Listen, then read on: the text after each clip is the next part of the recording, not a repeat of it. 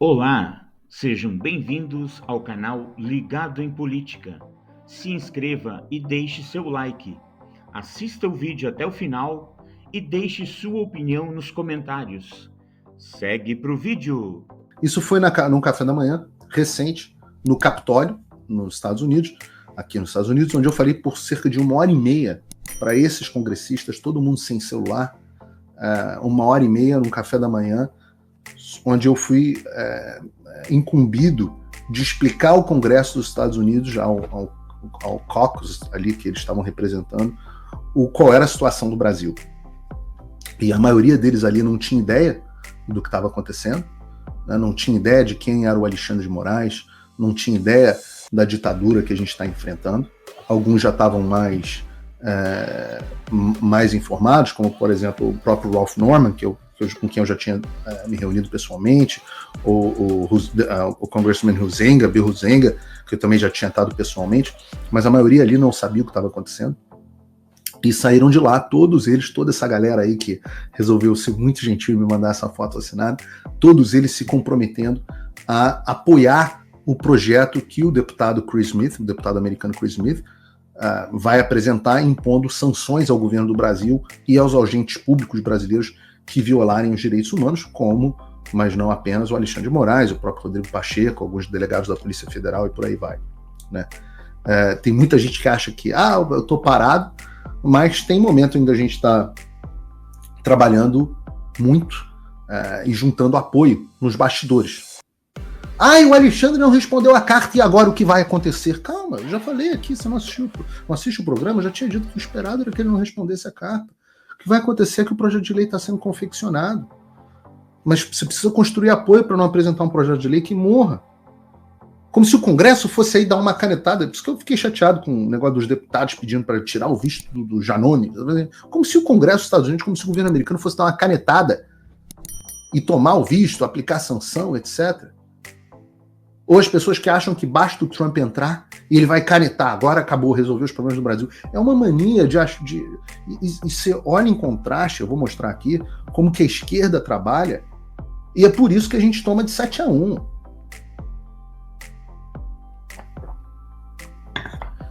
Existe um processo de convencimento. Tudo aqui é construído com consenso. Existe pavimentação de caminho. Se quer a solução rápida, eu também queria que aparecesse. Por mim, a melhor solução é a volta de Jesus. Mas enquanto isso não acontece, enquanto os céus não se abrem e o Salvador chega, a gente tem que ir ali, trabalho de bastidores. Isso aí que vocês não veem, mas que acontece. Né? E aí eu vejo gente muito fodona, os fodões do YouTube. Isso não vai dar em nada, eu não acredito. Quem acredita nisso? Gente que nunca ajudou em nada, que nunca realizou nada na vida. YouTuber. Vocês não estão lidando com um YouTuber, vocês estão lidando com uma pessoa que foi bem sucedida em tudo o que fez. Então, não sei o quê. Não tô nem aí pro que vocês pensam. Vocês não movem uma palha, não ajudam em nada. Eu digo para vocês que a gente já colheu resultados gigantescos que vocês nem têm ideia. Vocês acham que o Bolsonaro não foi preso por quê? Vocês acham que a conversa para encerrar os inquéritos que acontece em todos os bastidores da elite de São Paulo, Brasília, etc. é por quê? Vocês acham que a imprensa resolveu bater no Alexandre por quê? Claro que é fruto da pressão internacional. Como a esquerda faz. Vocês viram a reportagem do Jamil Chad no UOL, não? Consegue botar aí pra gente, Bruno? Eu tenho que achar essa reportagem. Eu mandei. Deixa eu ver se eu mando aqui de novo. Cadê a reportagem do Jamil Chad no UOL? Eu tinha. Peraí. Pausa no programa. Não, é essa mesmo. Eu mandei no nosso grupo? Porque eu não tenho a reportagem.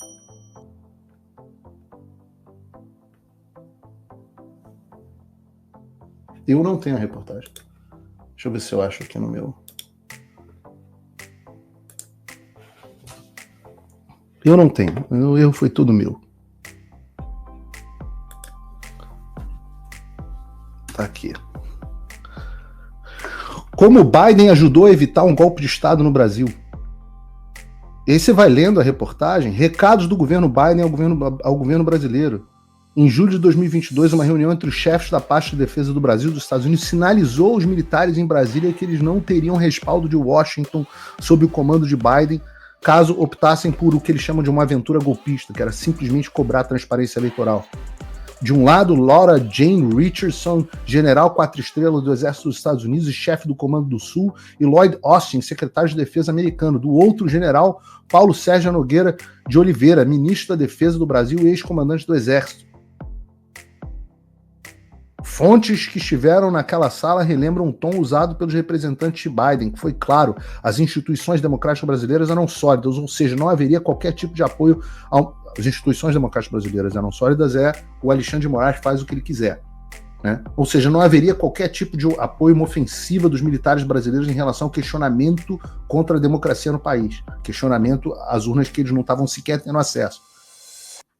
O Ricardo foi entendido por todos que estavam naquele local. Dias antes, então, o presidente Jair Bolsonaro, então presidente Jair Bolsonaro, havia usado o encontro de embaixadores estrangeiros em Brasília para atacar as urnas eletrônicas e questionar o processo eleitoral do Brasil.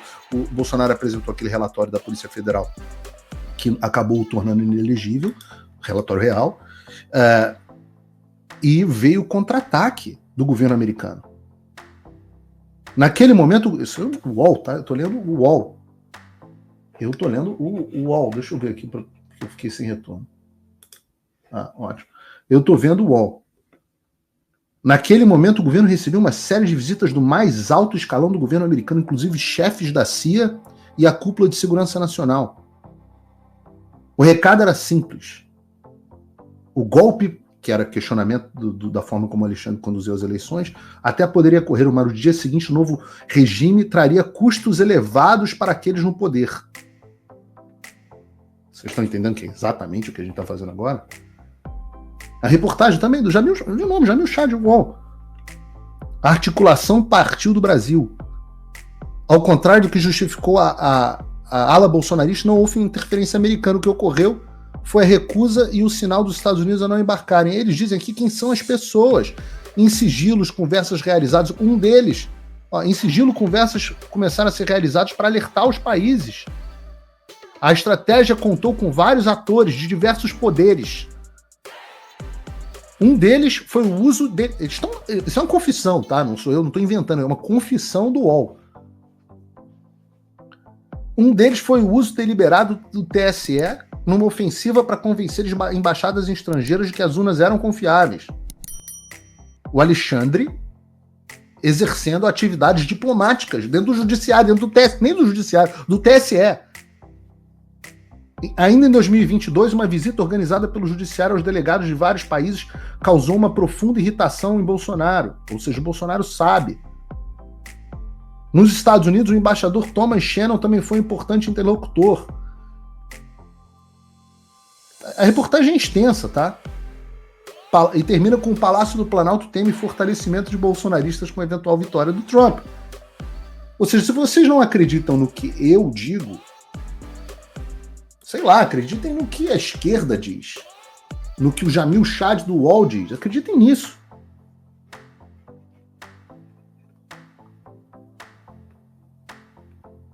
Eles admitem, e eles dizem como fizeram. Eles admitem que quem garantiu que o Alexandre fizesse o que ele queria, todo mundo pergunta, quem está por trás do Alexandre? Eu digo, quem estava por trás garantindo o Alexandre, era o Biden, a CIA, o George Soros, esses caras da esquerda mundial.